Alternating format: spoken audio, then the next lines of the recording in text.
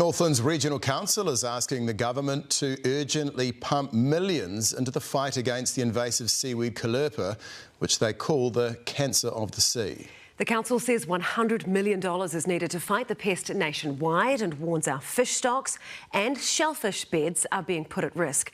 Isabel Ewing has the story. This yachty arrived in Bay of Islands and dropped anchor, unaware of the ban on doing so, and this is what he pulled up.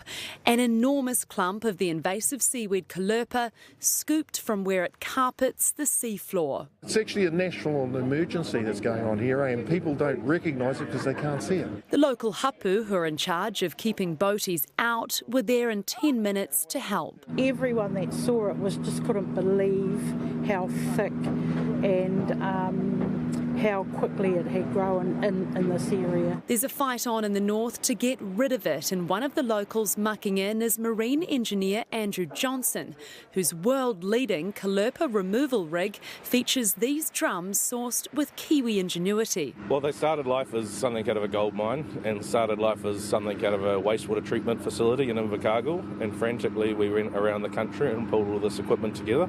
It includes a sweeper attached to a digger head to scoop callirpa off the seafloor. It's then filtered through rotating drums to extract the sand, and the sacks of callirpa transferred to shore to be buried. Divers patrol behind, picking up any leftover bits. They're managing to remove about 30 tonnes of callirpa a day. The problem is, though, there's about 18 hectares in this bay alone. About $6 million has been spent so far in Northland, and the Regional Council has just allocated another $1 million of ratepayer money.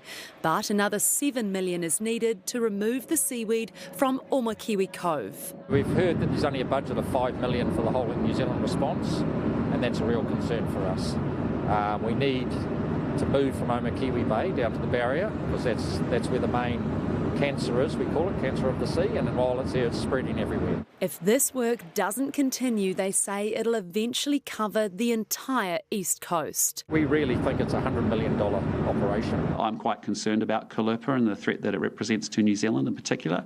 I know many other countries have not been able to eradicate it, but I think we should do everything we can and use some Kiwi ingenuity to try and solve it. Without more funding, this work will be undone. Essentially, it'll be the end of the project, you know, and yeah, we would just have to pack the equipment up.